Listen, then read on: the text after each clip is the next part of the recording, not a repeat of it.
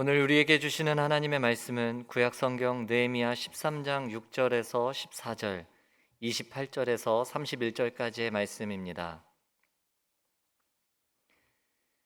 이제 제가 하나님의 말씀을 봉독하겠습니다. 그때에는 내가 예루살렘에 있지 아니하였느니라.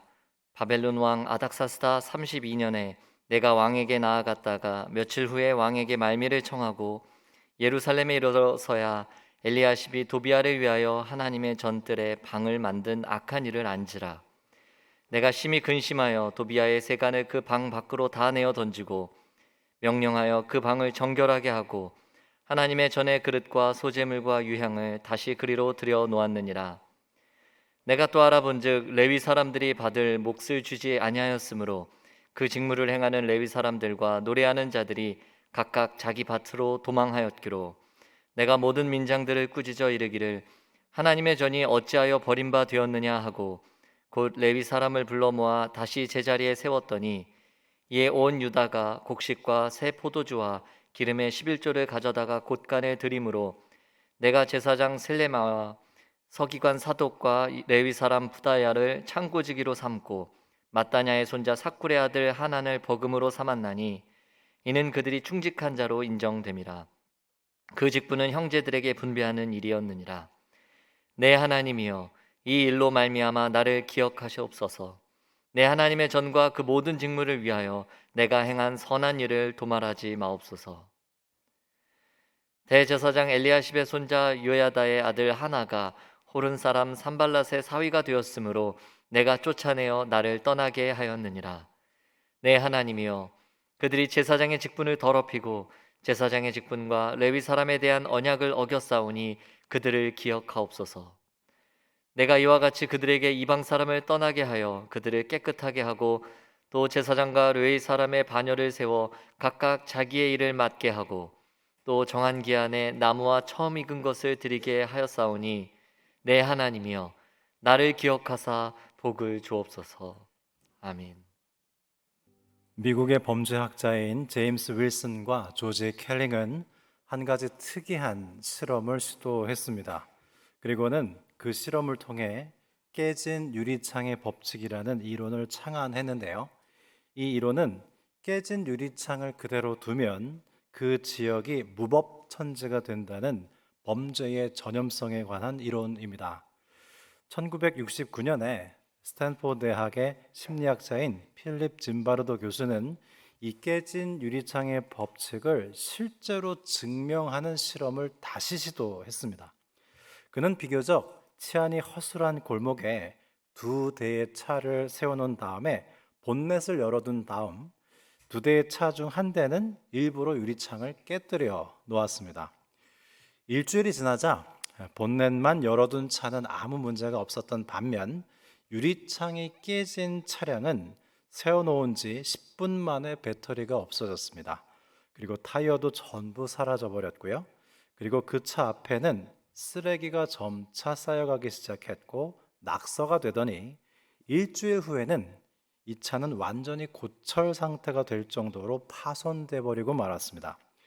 이 법칙은 사회 각층에 적용되었는데요. 실제로 뉴욕 뒷골목에 낙서를 지웠더니 범죄율이 감소했다는 통계가 있습니다. 사랑하는 성도 여러분, 오늘은 종교개혁주일입니다. 마틴 루터가 1517년 10월 31일 독일의 비텐베르크 성당문에 로마 가톨릭 교회의 오류를 지적하는 95개조 반박문을 내걸고 종교개혁의 기치를 올린 지 505주년 맞이하는 종교개혁주일이 되겠습니다. 종교개혁 당시 가톨릭의 부패는 극에 달해 있었습니다. 물론 부패는 처음부터 심각한 상태는 아니었겠죠. 어디서인가 깨진 유리창이 생겼을 테고 그 앞에 쓰레기가 쌓이고 그 주위에서 범죄가 일어나며 점차 기하급수적으로 죄의 증식이 일어났을 겁니다. 로마 가톨릭의 부패는 성 베드로 성당을 건축하기 위해서 면죄부를 판매하는 부분에서 절정에 다다랐는데요. 면죄부란 천국에 갈 수 있는 통행증을 의미합니다.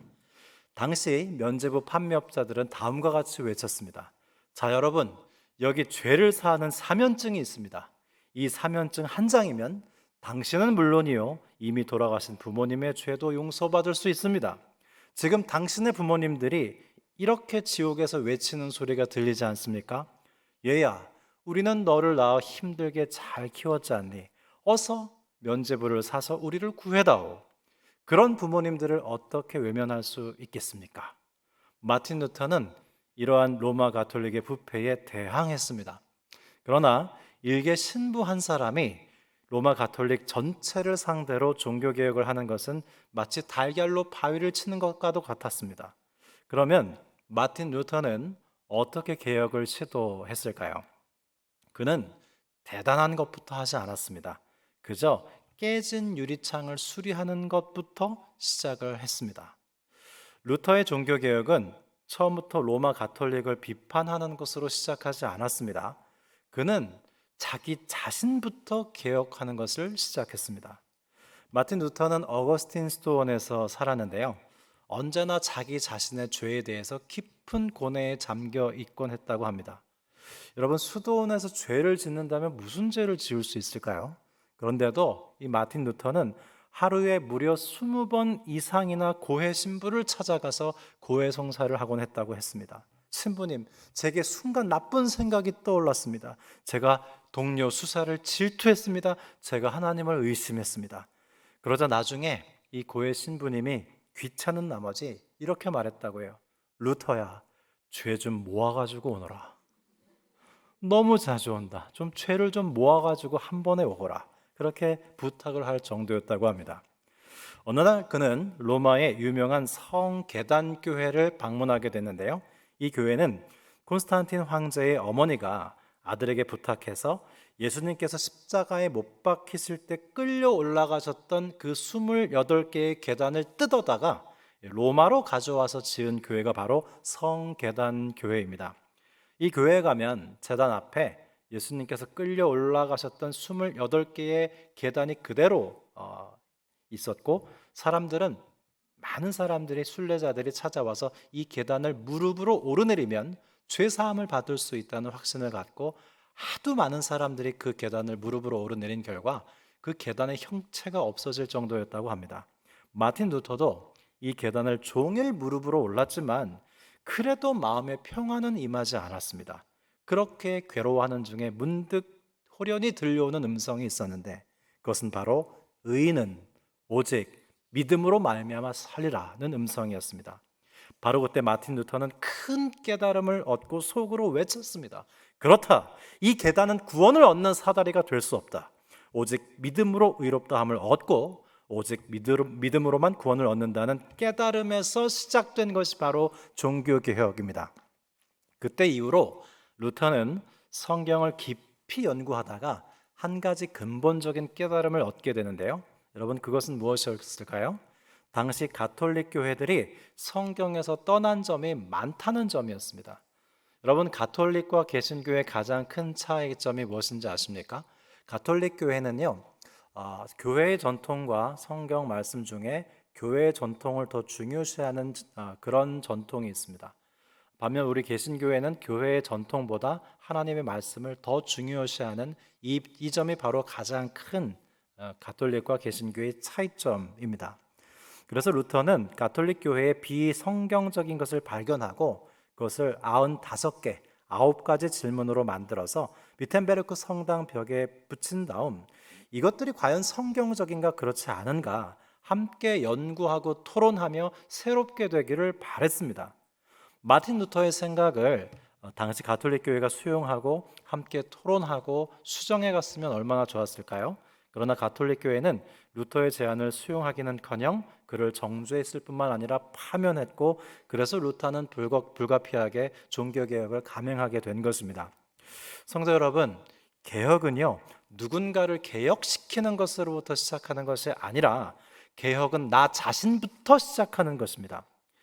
느헤미야의 경우 그는 분명 이스라엘 귀한 공동체를 개혁시켰죠. 그런데 여러분, 느헤미야를 처음부터 끝까지 자세히 읽어보십시오. 느헤미야의 기도가 총 12번이나 등장합니다. 오늘 본문 13장만 해도 14절과 22절, 29절, 31절 느헤미야의 기도가 4번이나 등장합니다. 이렇게 느헤미야의 기도가 느헤미야서에 빈번하게 등장한다는 건 뭘 의미하죠? 느헤미야는 누군가를 개혁시키기 전에 자기 자신을 먼저 개혁하는 사람이었다는 걸 의미합니다. 우리는요, 너무 다른 사람한테 관심이 많아요. 그런데 여러분, 개혁할 사람도 나 자신이고요. 회개해야 할 사람도 나 자신부터이고요. 성령 충만해야 할 사람도 나 자신부터입니다. 마틴 루터도 느헤미야도 자기 자신부터 개혁했습니다. 그러면 개혁은 왜 해야 하는 것일까요? 진리는 변하지 않지만 사람은 변하기 때문입니다. 개혁을 왜 해야 한다고요? 진리는 변함이 없죠. 그러나 사람이 변하기 때문에 개혁은 계속되어야 하는 것입니다. 마치 악기가 줄이 풀려서 다시 조율을 해야 하듯이 우리는 변하기 때문에 진리에 맞추어 다시 한번 개혁해야 되는 것이죠. 변화에는 두 가지가 있습니다. 하나는 긍정적 변화로 발전과 성장이 있고요. 또 다른 하나는 부정적 변화로 변질과 퇴보가 있습니다. 성도 여러분, 2022년 한 해 동안 여러분은 성장하신 것 같습니까? 퇴보하신 것 같습니까? 느헤미야는 12년간 예루살렘 성벽과 예루살렘 공동체를 세우는 개혁을 감당한 다음 다시 페르시아로 돌아갔습니다. 그리고 오늘 본문에 느헤미야가 다시 예루살렘에 돌아와 보니 이스라엘은 또다시 엉망이 되고 말았습니다. 이 느헤미야 마지막 13장의 모습이 개혁에 성공한 모습이 아니라 또다시 엉망이 된 이스라엘의 모습이었다니 정말 허망하지 않습니까? 이스라엘 백성들은 또다시 이방인들과 결혼해서 살고 있었고 성전에서 레위인들은 쫓겨났으며 안식일에 이방인들이 장사를 하고 있었습니다. 또한 대적들이 버젓이 하나님의 전에 들어와서 살고 있는가 하면 성전의 기능은 마비됐고 이스라엘은 또다시 하나님을 예배하는데 실패하고 있었습니다. 우리에게 개혁이 필요한 이유는요, 첫 번째로 인간은 죄를 향해 기울어져 있기 때문입니다. 마틴 루터는 인간의 마음이 죄를 향해 구부러져 있다고 진단했습니다. 그래서 유리창 하나만 깨져 있어도 그 앞에 쓰레기가 쌓이고 그 앞에서 범죄가 일어나는 것은 그것이 바로 우리 인간의 현주소이기 때문입니다.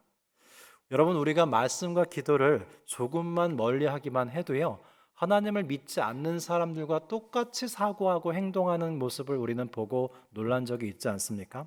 실제로 그리스도인들이 4주만 예배를 드리지 않아도 비그리스도인들과 똑같아진다고 합니다.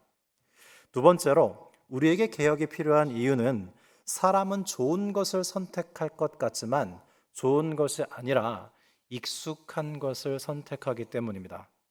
어떤 알코올 중독자에게요, 4명의 딸이 있었습니다. 늘 술 마시고 구타하는 이 알코올 중독자 아버지의 딸들은 약속이라도 한 듯이 우리는 절대 커서 술이란 술은 입에도 대지 않는 남자와 결혼하자는 결심을 했습니다. 그런데 여러분, 나중에 추적을 해보니까요, 이 4명의 딸들 모두 알코올 중독자와 만나 결혼을 했습니다. 이것은 무엇을 의미하죠? 사람은 좋은 것을 선택할 것 같지만 실제로는 익숙한 것을 선택한다는 사실입니다. 사람은요, 스스로에게 유익한 것이 무엇인지도 모릅니다. 스스로에게 가장 좋은 것을 선택할 능력도 없습니다. 그게 인간입니다. 그래서 개혁이 필요한 것이죠. 우리 교회에 새신자로 등록하는 분들 중에 아무도 전도해주지 않았는데 스스로 오시는 분들이 있습니다. 그리고 높은 뜻 정의교회를 누군가 알려주지도 않았는데 스스로 오시는 분들이 있습니다. 어떤 분들인지 아십니까? 정의여중, 정의여고 졸업생들입니다. 여러분, 사실 낯선 교회에, 그리고 아무도 이끌어주지 않는 교회에 와서 등록을 한다는 것은 대단히 어려운 일입니다. 그래서 우리가 새신자분들이 오셨을 때 열렬히 환영해 드려야 돼요. 너무나 어려운 것을 한 일이거든요. 그런데 여러분, 정의여중 여고 학생들에게는 높은 뜻 정의교회에 나오는 것이 어렵지 않습니다. 왠지 아십니까? 익숙하기 때문이죠. 익숙한 모교 안으로 왔을 뿐입니다. 모교 안에 있는 교회이기에 올 수 있었던 것이죠. 사람은 좋은 것을 선택하기보다는 익숙한 것을 선택합니다. 따라서 좋은 것이, 하나님께 속한 것이 익숙해지도록 하는 것은 대단히 중요합니다.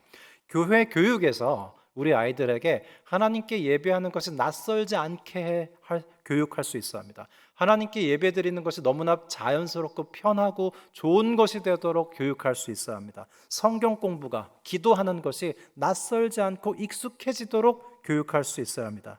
개혁이란 우리에게 좋지 않은 것이 익숙해져 있는 것을 좋은 것이 익숙해지도록 바꾸는 것입니다. 하나님께 속한 선한 것들이 우리에게 익숙해지도록 바꾸는 것이 개혁입니다. 그러면 우리는 어떻게 개혁을 할 수 있을까요?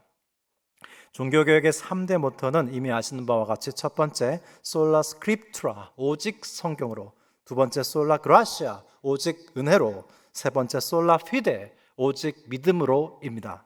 그런데 여러분, 어떻게 시작하죠? 첫 번째 것이 무엇입니까? 솔라 스크립투라, 오직 성경으로부터 시작합니다. 개혁은 언제나 말씀으로부터 시작됩니다.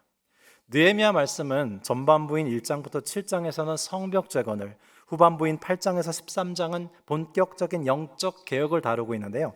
느헤미야 8장에서 개혁이 어떻게 시작되는가를 보면 예루살렘 유다 백성들이 성벽 재건을 마쳤는데 너무 속이 공허하는 거예요. 성벽은 완성했지만 내면은 공허했습니다. 그래서 학사 겸 제사장 에스라가 새벽부터 정오까지 율법을 낭독해요. 말씀 사경회를 한 겁니다. 그러자 개혁의 도미노 현상이 발생합니다. 첫 번째, 백성들은 먼저 하나님의 말씀을 들었습니다. 두 번째, 말씀을 듣고 그들은 자신의 죄를 깨닫고 통곡했습니다. 여러분, 마태복음 5장의 팔복을 봐도요, 심령이 가난한 자는 복이 있죠. 저희가 하나님 나라의 주인이 되기 때문입니다. 두 번째 복이 뭐죠? 애통하는 자의 복입니다. 기독교의 진리는 사람이 하나님 앞에 섰을 때 바로 웃지 못합니다. 자신의 죄로 인해서 애통하고 통곡하는 것이 두 번째입니다. 세 번째, 마틴 루터가 자신의 죄에 대해 고뇌하다가 오직 의인은 믿음으로 살 것이라는 것에 깨달음을 얻었듯이 세 번째 순간은 그들이 자신들의 죄보다 하나님의 은혜가 더 큼을 깨닫고 기뻐하는 거예요. 마지막 네 번째, 그들은 비로소 하나님의 말씀에 순종합니다. 그런데 여러분, 우리가 하나님을 믿는데, 교회는 오래 다녔는데 왜 이렇게 변화가 더딘 것일까요? 말씀을 듣고 회개하고 하나님을 기뻐하고 순종하는 이 네 가지 과정이 취약하기 때문은 아닐까요? 그중 첫 번째가 바로 하나님의 말씀을 듣는 것입니다. 로마서 11장 17절에도 그러므로 믿음은 들음에서 나며 들음은 그리스도의 말씀으로 말미암았느니라 라고 말씀합니다. 즉 개혁은 말씀에서, 말씀을 들음에서 시작되는 것입니다. 여러분, 사람이 어떤 존재냐면 메시지를 듣는 존재입니다. 그래서 사람이 죽을 때까지 마지막까지 살아있는 감각은 청각입니다. 시각을 잃어도, 촉각을 잃어도 마지막까지 살아있는 감각은 청각이기에 죽는 순간에 임종 기도가 가능합니다. 우리는 아침에 일어나서 밤에 잠자리에 들 때까지 수많은 메시지들을 들어요. 여러분, 오늘 아침 스마트폰을 키면서 시작하지 않았습니까? 여러분의 잠드는 순간은 스마트폰을 끔으로 마무리되지 않습니까? 이 세상에는요, 하나님의 메시지만 있지 않습니다. 세상에 온갖 메시지들이 난무합니다. 우리가 SNS와 유튜브를 켜는 순간 세상의 모든 메시지들이 우리를 덮치는 거예요. 그리고 우리의 귀를 파고들죠. 그리고 그 메시지들을 묵상함으로 우리는 우리 자신의 존재를 형성합니다. 만들어갑니다. 제가 전에 압구정동에서 목회할 때 한 번은 길을 건너기 위해서 횡단보도 앞에 섰습니다.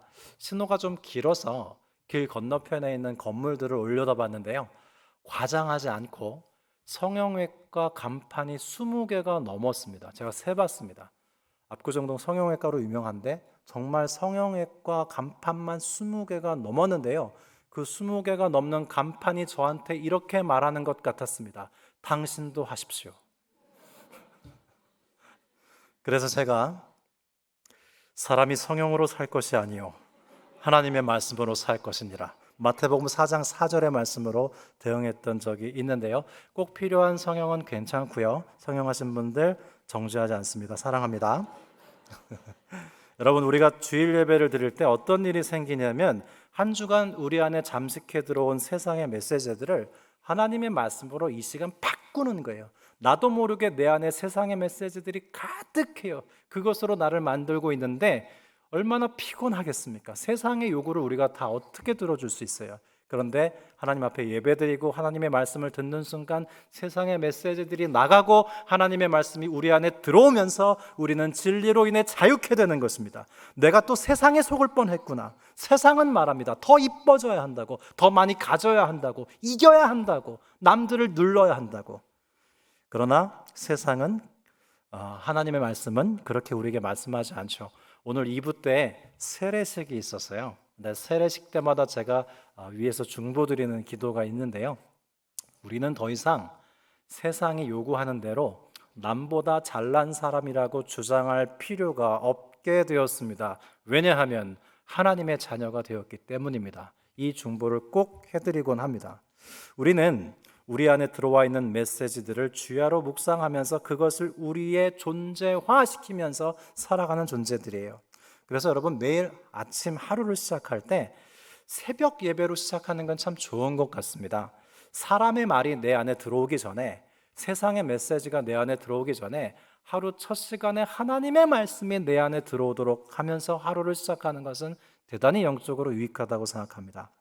우리는 항상 하나님의 말씀을 들으며 회개하고 하나님을 기뻐하고 순종하는 개혁의 도미노를 반복하면서 하나님의 개혁에 참여할 수 있습니다.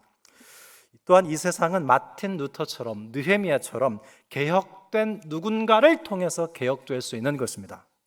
그런데 여러분, 지금으로부터 505년 전 종교개혁으로 인해서 오늘날 우리 개혁교회는 완전해졌습니까? 느헤미야의 성벽 재건과 영적 개혁으로 인해서 유다 공동체는 온전히 하나님께서 기뻐하시는 공동체로 거듭났습니까? 유감스럽게도 그렇지 않습니다. 느헤미야는 참 신비로운 책입니다. 왜냐하면 느헤미야의 모든 개혁이 실패한 것으로 끝나기 때문입니다. 이런 책이 어디 있습니까? 근데 여러분 구약 성경을 자세히 보면 실패로 끝난 책들이 많이 있어요. 여호수아 실패로 끝나요. 여호수아 한 사람은 믿음을 지키지만 이스라엘 백성들은 가나안 종교로 넘어갑니다. 사사기 실패로 끝납니다. 그런데 이 느헤미야는 그래도 이 히브리 성경에서 마지막 권이거든요. 그런데 실패로 끝납니다. 그러면 느헤미야의 개혁이 실패로 돌아갔다는 메시지는 어떤 의미가 있을까요? 첫 번째, 개혁은 개혁 그 자체로 의미가 있는 것이지 개혁은 반드시 성공을 보장한다는 것이 아니라는 뜻이 있습니다. 여러분, 개혁이라는 것은 성공할 것 같으면 하고 실패할 것 같으면 안 하는 그런 게 아닙니다. 개혁은 성공과 실패를 떠나서 그저 해야 하는 것입니다. 개혁은 그 자체로 의미가 있는 것입니다. 환자를 수술할 때 환자가 수술로 나을 것 같으면 수술하고 낫지 않을 것 같으면 수술과 치료를 포기합니까? 환자는 죽을 때까지 끝까지 치료하고 수술하고 보는 것이 환자입니다. 마찬가지로 개혁은 그 자체로 당위성과 정당성을 갖습니다. 성공하든 실패하든 개혁은 해야 하는 것입니다. 우리 자녀들이 성공하면 내 자식이고 실패하면 내 자식이 아닌가요? 자녀는 그 자체로 존귀하죠. 개혁도 그 자체로 소중한 것입니다. 그래서 개혁은 성공이냐 실패냐가 중요하지 않고요. 개혁은 그 자체로 의미가 보장되는 것입니다. 두 번째로 개혁은 일순간에 완성되는 것이 아니라 지속적으로 계속되어야 함을 의미합니다. 여러분, 다시 더러워질 건데 왜 세수합니까? 다시 더러워질 건데 왜 샤워하고 왜 목욕하죠? 세상에서 살아가는 한 끊임없이 더러움을 털어내고 날마다 씻어야 깨끗함은 가능한 것이기 때문에 우리는 더러워지지만 매일 세수하고 샤워하고 목욕합니다. 마찬가지로 개혁도 그렇게 날마다 해야 하는 것입니다. 그래서 느헤미야가 12년간 예루살렘을 개혁하고 페르시아로 돌아갔다가 다시 돌아와서 실패한 개혁을 다시 단행하고 있습니다. 저는 종교개혁자들의 모토인 개혁교회는 계속 개혁되어야 한다는 모토가 느헤미야 13장에서 나온 것은 아닌가 그렇게 추정해 봅니다. 세 번째로 우리말 성경은 구약의 마지막 책을 말라기로 편집하고 있지만 히브리어 성경은 에스라 느헤미야를 구약의 마지막에 배치하고 신약 성경으로 이어지도록 편집했습니다. 왜 그랬을까요? 포로기한 공동체는 개혁의 완성자인 메시아를 기다려야 한다는 것을 웅변해주고 있는 것입니다. 지금 우리가 예수님의 오심을 기다리는 대림절 직전에 느헤미야 말씀을 나누고 있는 것도 같은 의미가 있습니다. 우리가 개혁의 완성자가 아니라 주 예수 그리스도께서 개혁의 완성자이심을 분명히 알아야 하겠습니다. 따라서 느헤미야는 실패로 끝나지만 실패가 아닙니다. 개혁의 완성자이신 예수 그리스도께서 오셔서 그 개혁을 완성시켜 주시기 때문이죠. 여러분, 인생이 무엇인지 아십니까? 저는 묵상하고 기도하다가 문득 인생을 이렇게 정의 내려보았습니다. 인생이란 불완전한 인간이 불완전한 인생을 완전하게 살아보겠다는 겁니다. 불완전하게 짝이 없는 인간이 이 불완전한 인간의 세상을 완전하게 살아보겠다는 거예요. 그러니까 얼마나 힘들고 피곤하겠습니까? 그러나 여러분, 우리 인생은 오직 하나님께서 완성시켜 주실 수 있습니다. 사랑하는 성도 여러분, 연약하십니까? 그냥 연약한 모습대로 그냥 살아가시면 어떨까요? 부족한 게 많으십니까? 부족한 대로 살아가시면 어떨까요? 단, 나의 연약함과 부족함을 예수님으로 채우고 예수님께서 나의 연약함과 부족함을 채우시도록 맡겨드리는 것입니다. 나의 연약함과 부족함을 내 스스로의 힘으로 해결하려지 말고 하나님께서 온전케 해주시도록 맡겨드리십시다. 그것이 진정한 개혁입니다. 높은 뜻 정의교회는 하나님의 도우심 없는, 하나님 없는 개혁을 원치 않습니다. 한국교회는 자신들의 불완전함을 스스로의 힘으로 완전케 하려고 해서는 아니 되겠습니다. 그러면 우리가 이렇게 연약하고 부족한데 계속 실패하고 있는데 어떻게 개혁이 계속될 수 있을까요? 우리는 우리의 불완전함 가운데 예수 그리스도를 끊임없이 구주로 모실 뿐입니다. 예수 그리스도만이 우리의 완전이십니다. 그것을 인정하고 받아들이는 것이 진정한 개혁입니다. 그래서 느헤미야는 다음과 같이 기도를 마치고 있습니다. 내 하나님이여, 나를 기억하사 복을 주옵소서. 여러분, 복은요, 인간의 영역의 것이 아니죠. 복은 철저히 하나님의 영역의 것입니다. 느헤미야는 알았습니다. 개혁이라는 복은 인간이 스스로 취할 수 없다는 것을요. 그래서 그는 느헤미야의 마지막 구절에 복을 구하고 있습니다. 개혁의 복을 주십시오. 개혁을 하나님께서 완성시켜 주십시오. 느헤미야는 개혁의 완성자가 하나님이심을 알았습니다. 사랑하는 성도 여러분, 매일의 삶 가운데 주 예수 그리스도를 우리의 개혁의 완성자로 모셔보지 않겠습니까? 날마다 나의, 우리의 높은 뜻 정의교회의, 한국교회의 종교개혁이 계속되기를 기원합니다. 기도드리겠습니다. 하나님 아버지, 우리는 하나님 없이 완전케 되기를 원치 않습니다. 다른 그 무엇이 아닌 오직 하나님이 우리의 하나님 되어 주옵소서. 오직 주 예수 그리스도께서 한국교회의, 높은 뜻 정의교회의 우리 자신의 개혁의 완성자가 되어 주옵소서. 살아가는 날 동안 연약하든 부족하든 병이 들든 오직 예수님으로만 나의 구원자를 삼고 살아가는 개혁이 매일의 삶의 순간순간 계속되게 하여 주옵소서. 개혁의 완성자이신 주 예수 그리스도 이름으로 기원하옵나이다. 아멘.